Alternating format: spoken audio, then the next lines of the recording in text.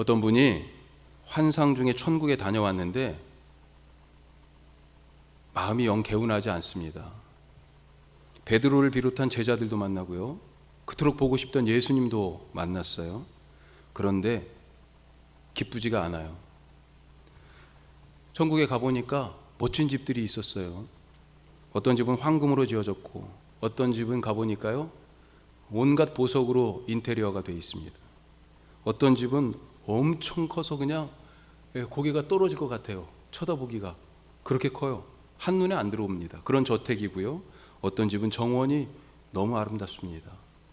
그런데 그렇게 여러 집들을 지나서 자기 집이라고 소개받은 집 앞에 딱 갔는데요, 가서 딱 보고 실망입니다. 자기 집이요, 비닐하우스예요. 혹시 이런 비슷한 간증 한 번쯤 들어보지 않으셨습니까? 하나님은 행한 대로 상급을 주시는 정의로운 분이신데 자기가 받을 상급이 겨우 이 정도다, 그렇게 생각하니까 참 실망스러워요. 그동안 교회에서 누구보다 열심히 했습니다. 봉사 빠지지 않았고요, 말씀 훈련 꼬박꼬박 참석했고요, 기도 시간도 누구보다 뒤처지지 않는다고 생각했어요. 교회에서 나름 꼭 필요한 일꾼, 이렇게 인정받고 이 사람 저 사람들의 칭찬을 받는 그런 사람이었습니다. 그래서 천국에 다녀오는 꿈을 꿨지만 이 꿈을 꾸고 나서 별로 기분이 좋지 않습니다. 자, 어떻게 해야 할까요? 이대로 천국 가면 안 되잖아요. 천국의 비닐하우스를 벽돌집으로 바꾸고 1층 집을 2층 집으로 더 쌓아 올리고 정원이 달린 더 큰 집에서 살기 위해서 지금보다 열심히 신앙생활 해야 할까요? 유치한 말입니다. 전혀 성경에 부합하지도 않고요, 성경도 모르고 하나님도 모르고 신앙도 모르는 미련한 소리입니다. 우리가 이 이야기에서 먼저 생각할 게 하나 있어요. 천국은 내가 한 어떤 선한 일의 대가로 얻어지는 것이 아니라는 것입니다. 천국에 들어가려면 어떻게 해야 돼요? 죄가 없어야 되잖아요. 죄인이 갈 수 있어요? 없죠. 죄 문제를 해결해야 됩니다. 어떻게 죄가 없어질 수 있습니까? 선한 일로 죄가 없어지는 게 아니에요. 천국은 내가 한 어떤 선한 일 때문에 가는 게 아닙니다. 자, 내가 누구를 때렸어요. 제가 이 죄를 없애기 위해서 착한 일을 너무나 많이 했어요. 난 그 사람한테 한 대 때렸지만 너무 죄책감이 커가지고 정말로 어려운 사람들을 너무나 많이 도왔어요. 자, 그러면 내가 남을 때린 그 일이 없어집니까? 아니에요. 그 사람 앞에 가서 미안하다, 잘못했다, 내가 그때는 화를 참지 못했다, 오해했다, 내가 그 사람을 때린 것에 대하여서 그렇게 잘못했음을 인정하고 용서해 달라고 구해야 됩니다. 뿐만 아니라 말로뿐만 아니라 그에 합당한 행위를 해야 되죠. 뭐예요? 치료비가 필요하면 치료비를 대고 치료받도록, 그래서 건강을 회복하도록, 몸도 마음도 회복하도록 도와야 되죠. 맞은 사람이, 이런 과정을 통해서 맞은 사람이 용서해야 그 때린 죄가 사라지는 것입니다. 그런데 그렇다고 예전에 행한 그 일이 없어지지는 않지만 비로소 이와 같은 과정을 통해서 그는 이 죄로부터 놓이게 되는 거죠. 우리의 영적 죄도 마찬가지입니다. 영적 죄 대표적인 게 뭐예요? 우리가 그리고 그 지난주에 계속해서 말씀을 나눴습니다만 교만, 불순종, 가장 대표적인 영적 죄죠. 미움, 그렇죠? 이런 것들이 대표적인 영적 죄죠. 어떻게 없앨 수 있습니까? 내가 선한 일을 많이 한다고 이 죄들이 없어지는 것이 아니에요. 천국은 오히려 내게는 선한 것이 하나도 없습니다 라고 인정하고, 내가 천국에 합당하지 않은 죄인입니다, 그것을 깨닫고 그 죄인임을 고백할 때 들어갈 수 있는 것입니다. 왜요? 자, 죄사함이 어떻게 되는지를 생각하면 알 수 있어요. 어떻게 죄사함을 받아요? 죄사함을 받아야 천국에 들어가는데 어떻게 죄사함을 받아요? 주님이 그 죄를 씻어주셔야만 죄사함이 되는 거예요. 내가 선한 일을 한다고 내 죄가 씻겨지는 게 아니에요. 요한일서 1장 9절에서 이렇게 말씀하십니다. 죄에 대하여 이렇게 말씀하세요. 만일 우리가 우리 죄를 자백하면 그는 미쁘시고 의로우사 우리 죄를 사하시며 우리를 모든 불의에서 깨끗하게 하실 것이요. 누가 우리의 죄를 사해요? 누가 우리의 죄를 깨끗하게 해요? 누가 우리 죄를 사합니까? 하나님이 하시는 거예요. 누가 우리 죄를 깨끗하게 씻으십니까? 예수님이 하시는 거죠. 우리가 할 일은요, 내가 죄에 때 묻었습니다. 내가 죄를 지었습니다. 내가 죄인입니다. 자백하고 인정하는 것입니다. 죄인의 꼬리표는 죄인임을 인정할 때 떨어지는 것입니다. 그가 천국에 갈 수 있는 사람이 되는 거예요. 착한 일을 쌓는다고 죄가 없어지지 않습니다. 자, 또 천국에서 가보니까 아까 그 꿈에 뭐라고 그랬어요? 가보니까 상급이 다 다르더라 지금 그렇게 얘기하고 있잖아요. 예. 천국의 상급. 그런데 그 천국의 상급은요, 이 땅에서의 상과 개념이 달라요. 올해 들어서 코로나라는 전대미문의 이슈가 등장해서 잠시 잊혀지기도 했지만 가끔씩 한 번씩 나오죠. 작년 가을부터 우리 사회를 휩쓴 키워드가 무엇입니까? 예, 전직 법무부 장관과 그리고 새로 지금 임명돼 수행하고 있는 법무부 장관의 자녀들을 놓고 이 장관들을 그 흠잡을 어떤 부분이 없나 봐요. 그러니까 자녀들 자꾸 들고 그러는데 하여튼 뭘 얘기해요? 부모 찬스를 써가지고 뭐 어찌어찌 했다라고. 그래서 제기되는 열쇠말이 뭐예요? 공정, 정의, 공평 이런 거죠. 예. 나는 100만큼 일했고 저 사람은 10만큼 일했으니까 내가 더 많이 벌고 더 많이 갖고 더 좋은 학교에 더 좋은 직장에 더 많은 칭찬을 들어야 한다. 이것이 당연한 것이다. 이것이 공평하고 정의롭고 공정한 것이다 라고 그렇게 생각하죠. 신앙생활에 있어서도요, 심은 대로 나는 것이니까 헌금을 많이 드리면 부자가 되는 것이고 하나님이 복을 주셔서 그에 대한 대가로 교회 일에 시간을 많이 쏟아 봉사하고 그랬으니 자식들이 더 좋은 대학 가고 좋은 사람 만나고 좋은 직장에 취직하고 이것이 맞다 이렇게 생각하는 경우들이 있어요. 하나님이 공평하시니까 정의로우시니까 더 열심히 하고 더 수고한 사람에게 칭찬도 더 크게 하시고 더불어 큰 상을 주시는 것, 이것이 바로 하나님이 공정하신 거 아니냐 이렇게 생각하죠. 자, 그런데 예수님이 이런 말씀을 하셨습니다. 일꾼들을 불러다가 포도원 일을 맡긴 어떤 포도원 주인 이야기예요. 아침 9시에 포도원에 일할 사람이 필요해서 아침 9시에 장터에 가서요, 사람을 데려다가 포도원 일을 맡겼습니다. 그리고 조금 있다가 12시쯤에 또 장터에 갔는데 놀고 있는 사람들이 있는 거예요. 이 사람 데려다가 포도원 일을 또 맡겼어요. 오후 3시에 또 그런 사람들이 있어요. 또 가서 맡겼어요. 5시에요. 그 사람을 또 누군가를 데려다가 일을 맡겼습니다. 그리고 나서 금세 해가 저물었습니다. 자, 이제 품삯을 줄 오늘 결산할 시간입니다. 어때요?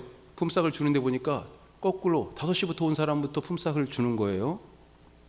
그런데 그 사람에게 주인이 얼마를 줘요? 하루 품삯인 한 데나리온을 주는 거예요.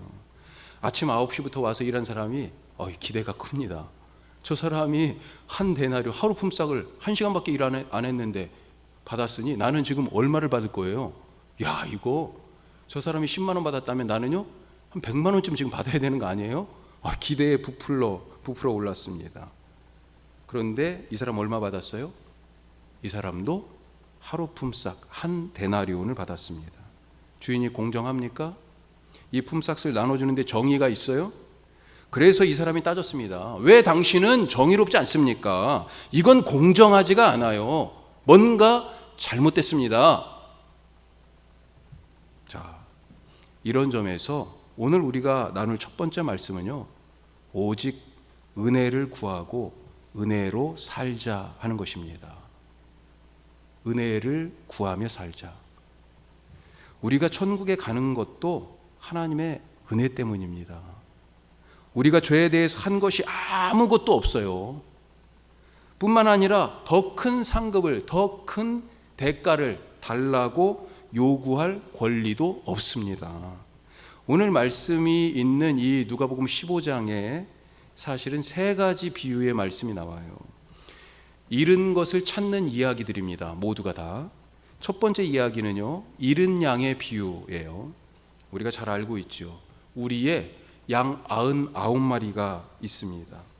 그런데 이 99마리를 우리에다 두고 잃어버린 한 마리 어린 양을 찾는 목자의 이야기가 첫 번째 이야기예요.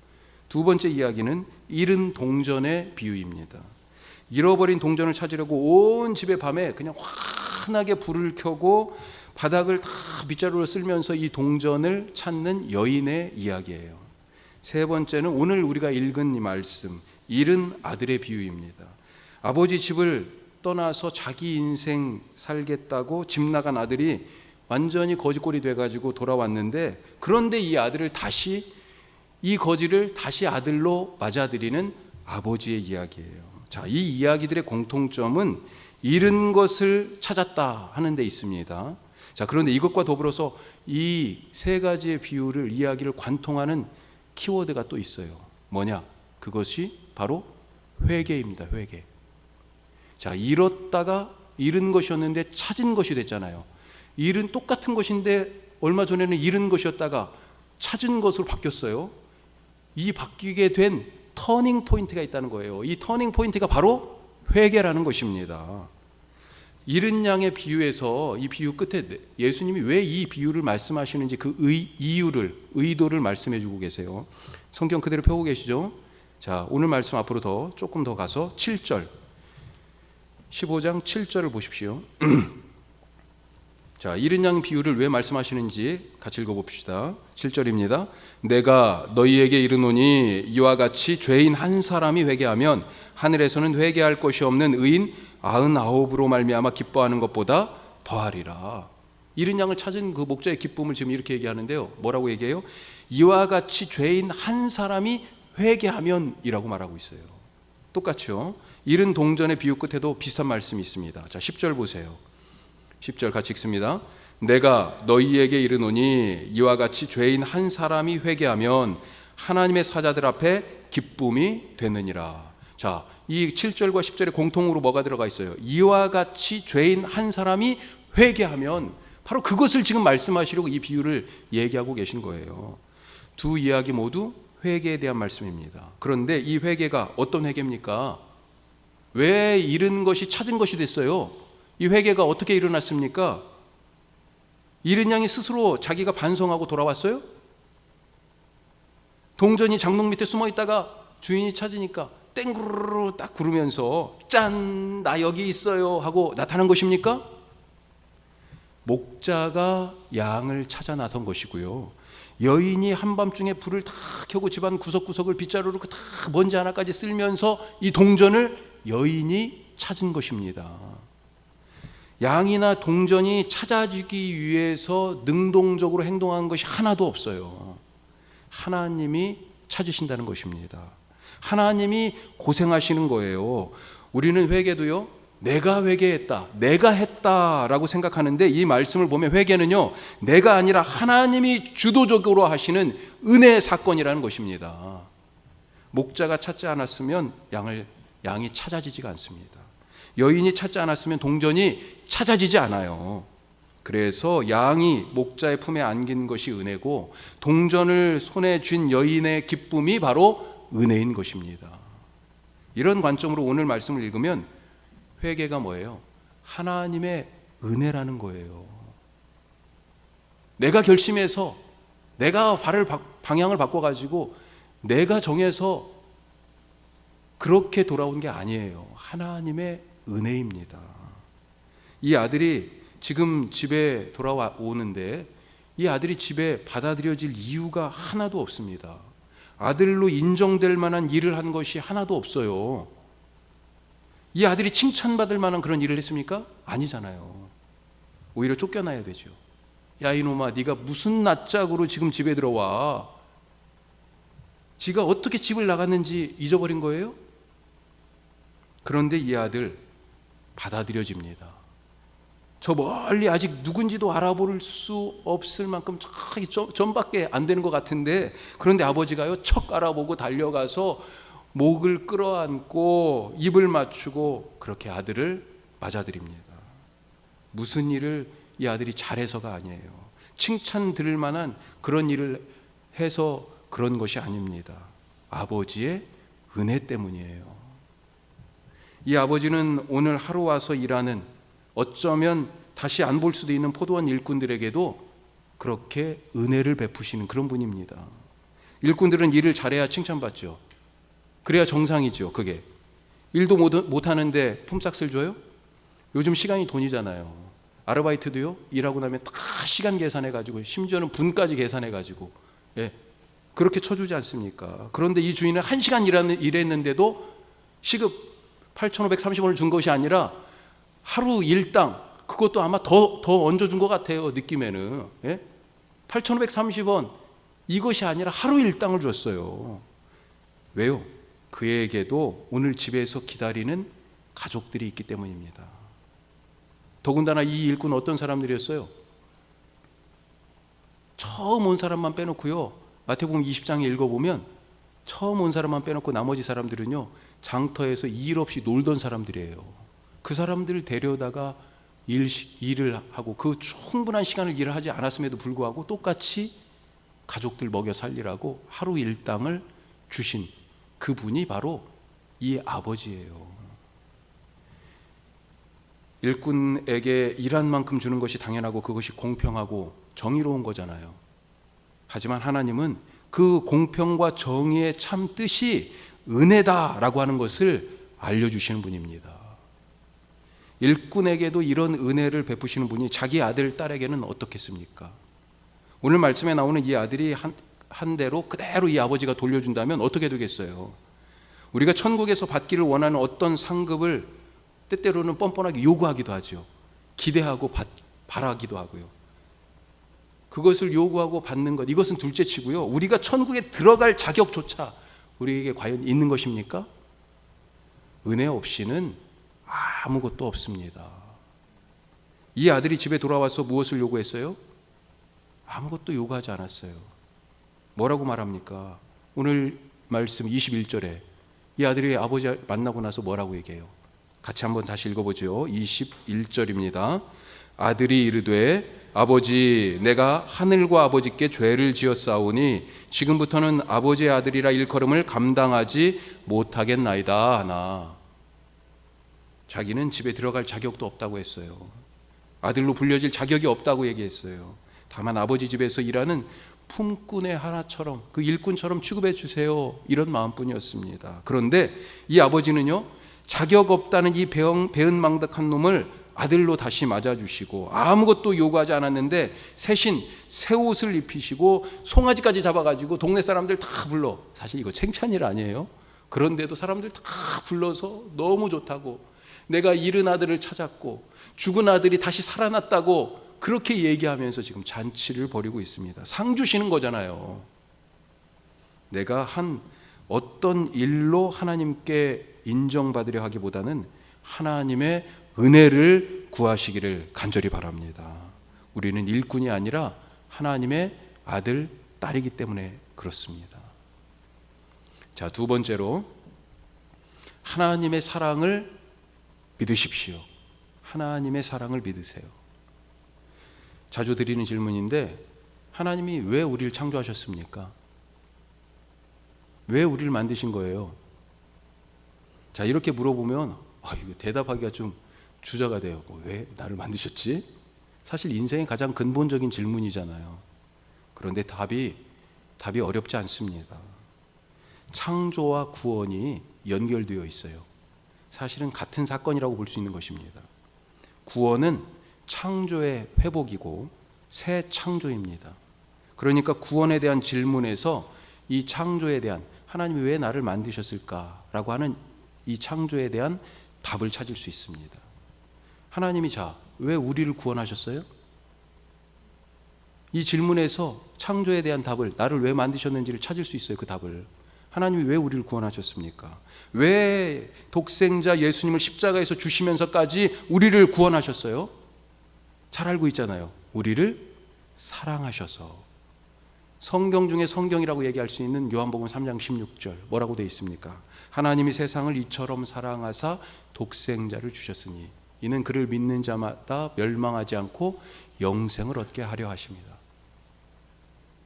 그 아들을 주신 이유가 하나님이 우리를 사랑하셨기 때문이다. 분명히 말씀하고 있는 것입니다. 새 창조의 이유, 이 구원하신 이유가 바로 여기 있습니다. 마찬가지로요, 옛 창조, 왜 우리를 만드신 거예요?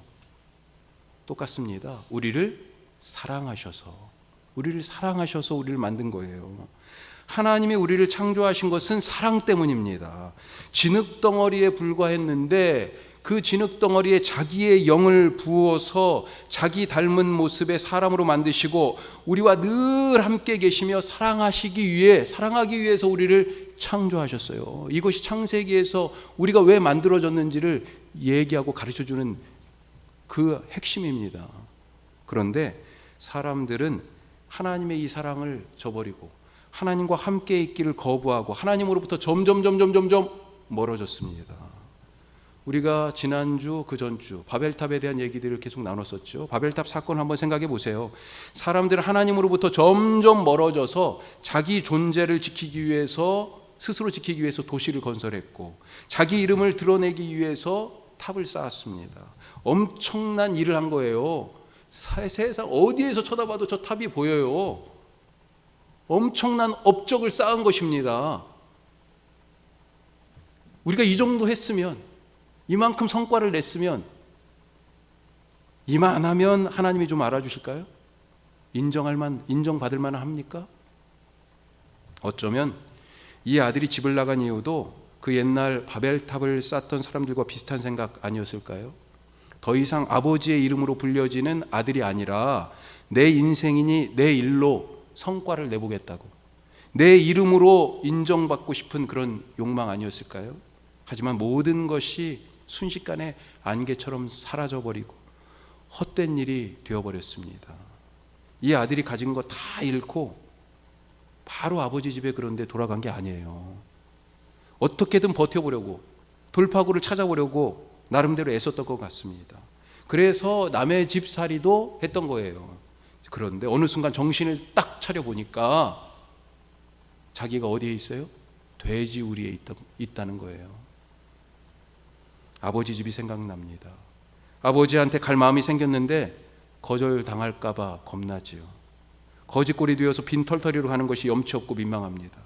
아버지 앞에 탁 내놓고 싶었는데, 보란듯이 딱 자랑하고 싶었는데, 멋진 고급차를 타고 그냥 쫙 그렇게 가고 싶었는데, 이거 지금 꼴이 뭐예요? 이거 아버지 앞에 내놓을 것이 하나도 없어요.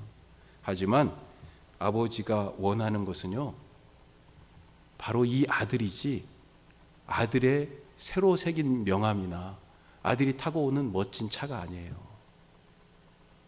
우리의 죄책감, 수치심, 두려움, 죄, 이것들은 하나님 앞에 내놓기 사실 부끄러운 것들입니다. 하지만 하나님은, 우리의 아버지 되신 그 하나님은 오히려 이것들을 보기 원하십니다. 이것들을 당신 손으로 만지시고 치유하기를 원하세요. 그리고 자기를 알리시기를 원하십니다. 내가 네 아버지다. 내가 너의 하나님이다. 내가 너를 만들었다. 내가 너를 구원하였다. 내가 너를 치유하기 원한다. 그렇게 알리기를 원하세요. 거기서 우리는 다시 하나님의 아들, 하나님의 딸이 되는 것입니다. 하나님의 이 변함없는 사랑, 우리가 무엇을 했든지 하지 않았든지 늘 똑같이 우리를 딸과 아들로 맞아주시고 안아주시는 이 하나님 아버지의 사랑을 믿으시기 바랍니다. 아버지가 그 사랑 때문에 냄새나는 누더기를 걸치고 있는 이 거지를 존귀한 아들로 받아들이셨어요. 오늘 말씀 생각해 보십시오. 내가 행한 일에 대한 칭찬이나 인정이 아닌 하나님의 은혜를 구하면서 살아가시는 성도님들이 되시길 바랍니다. 그리고 그 은혜를 베푸신 하나님의 사랑을 믿으십시오. 우리가 잠깐 들러서 일하는 일꾼이 아니라 우리가 누구예요?